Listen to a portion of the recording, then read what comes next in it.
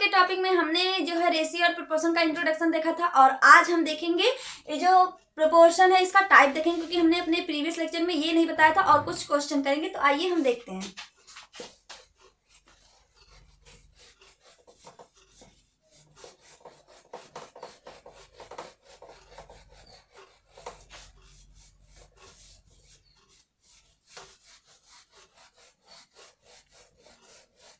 जो प्रोपोर्शन होता है इसके 2 टाइप होते हैं, ठीक है। हम बताते हैं आपको कौन कौन से। देखिए पहले हम हेडिंग डाल लें प्रोपोर्शन। प्रोपोर्शन इसको हम लोग कहते हैं अनुपात। अनुपात। अब बात आती है, इसके 2 प्रकार होते हैं। देखिए इसके 2 टाइप होते हैं। कौन कौन से? पहला होता है डायरेक्ट प्रोपोर्शन और इनडायरेक्ट प्रोपोर्शन। इसको हिंदी में कहते हैं इसको कहते हैं समानुपात। इसका सिंबल ऐसे होता है। और इसे कहते हैं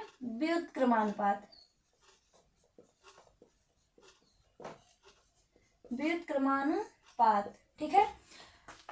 अब देखिए इसका ये डायरेक्ट प्रोपोर्शन और इनडायरेक्ट प्रोपोर्शन होता क्या है। जैसे जब कोई क्वांटिटी जो होती है, जैसे आप लेते हो, वो जिस हिसाब से पहला बढ़ता है उसी के हिसाब से दूसरा बढ़ता है। जैसे आप मान लो A रेशियो B ले लिए, तो A में आप जितनी वृद्धि करोगे ना, इस B वाले में भी उतनी वृद्धि होगी। तो इसको हम लोग कहते हैं डायरेक्ट प्रोपोर्शनल।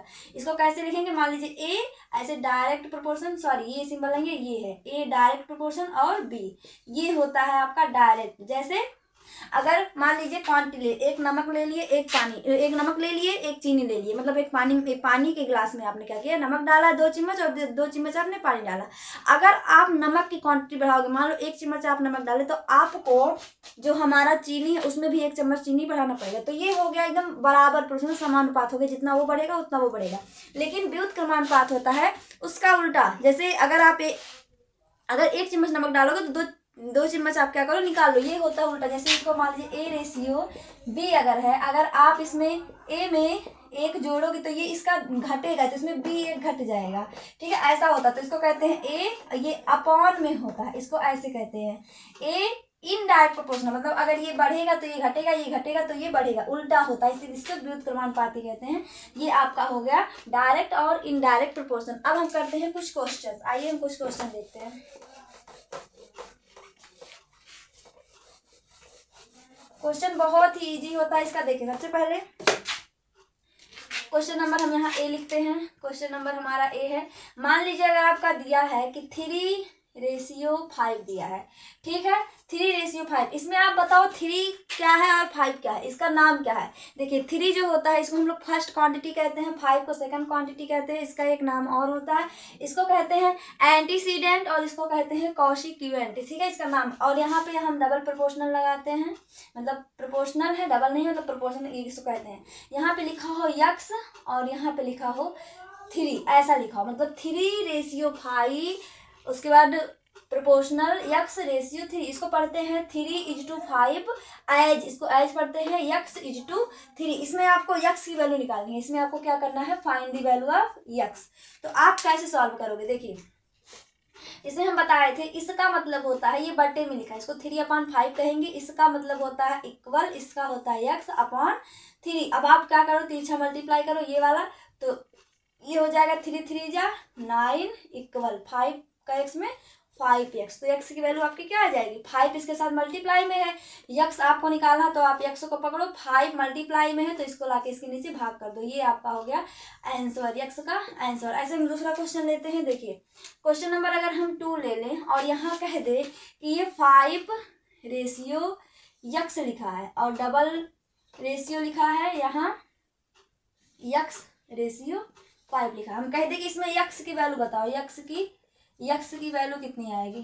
तो इसमें आप क्या करोगे, देखिए इसका मतलब होता है 5/x, इसका मतलब होता है इक्वल टू, इसका मतलब होता है x, इसका मतलब होता है बटे 5। तो आपको क्या करना है, तिरछा मल्टीप्लाई यहाँ और यहाँ, तो ये हो जाएगा यक्स का यक्स में गुणा करोगे, यक्स यक्स जा यक्स स्क्वायर हो जाएगा इक्वल 5 5 जा 25 हो जाएगा। अब यक्स को आपको पढ़ना, देखिए जब ये इधर स्क्वायर लगता है, जब बराबर के इधर जाता है तो ये रूट बन जाता है, ये आपका रूट बन जाएगा। और यक्स इक्वल टू रूट 25 में इसकी वैल्यू होती है, ये आप ऐसे लिख सकते हो 5 × 5। तो एक 5 आप निकालोगे तो ये 5 निकलेगा, लेकिन जब रूट से कोई चीज बाहर निकलता है तो वो प्लस माइनस 2 वैल्यू निकलता है। ये आपका आ गया आंसर। ऐसे हम क्वेश्चन नंबर 3 करते हैं। क्वेश्चन नंबर 3 करते हैं, ज्यादा क्वेश्चन नहीं बताते, बस आपको बता देते हैं सॉल्व कैसे करना। देखिए मान लीजिए हम ले लें थोड़ा बड़ा लेते हैं 35 रेशियो 28 और यहाँ पे लगाते हैं डबल रेशियो, यहाँ पे लिखते हैं 3 रेशियो यहाँ पे यक्स लिखते हैं। इसमें आपसे कह दे कि यक्स की वैल्यू फाइंड करिए, तो कैसे निकालोगे आप, देखो कैसे निकालोगे। ये हो गया 35 अपॉन हो गया ये 28 हो गया, इसका मतलब हो गया बराबर, इसको कहेंगे 3/यक्स। आप इसको यहाँ भेज दो 35 ये यक्स हो जाएगा इक्वल टू, इसका मल्टीप्लाई करोगे तो 28 × 3 हो जाएगा। आपको यक्स को पकड़ना है और ये 28 × 3/35 हो जाएगा। ये आप इसको लिख सकते हो 7 × 4 7 चौक 28 होता, मतलब 7 4 जा 28 होता है, मल्टी यहाँ 3 कर दो। और इसको भी कर सकते हो 7 × 5 7 5 35 होता है ना। देखिए 7 से 7 कट गया, अब आपका कुछ नहीं कटेगा, थोड़ा इजी हो गया। 4 3 जा होता है 12/5, इसको आप डिवाइड कर दो तो 5 2 जा 10 और 5 4 जा 20। ये आपका मतलब यक्स की वैल्यू आपकी आ गई 2.4, ये आपकी यक्स की वैल्यू। इसी प्रकार से प्रोपोर्शनल और रेशियो का क्वेश्चन होता है। तो आई होप आपको आज का वीडियो आपको समझ में आया होगा। आगे हम आपको एक होमवर्क देते हैं, आपको कमेंट बॉक्स में बताना है इसका आंसर।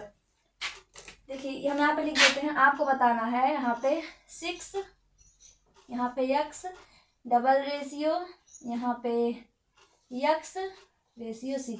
इसमें आपको यक्स की वैल्यू आपको कमेंट बॉक्स में कमेंट करनी, देखते हैं कितने लोग को ये वीडियो समझ में आया। तो आज के इस वीडियो में इतना ही। अगर आज का वीडियो अच्छा लगा, आज का लेक्चर अगर समझ में आया, वीडियो को लाइक करिए, शेयर करिए और सब्सक्राइब करिए चैनल को। धन्यवाद।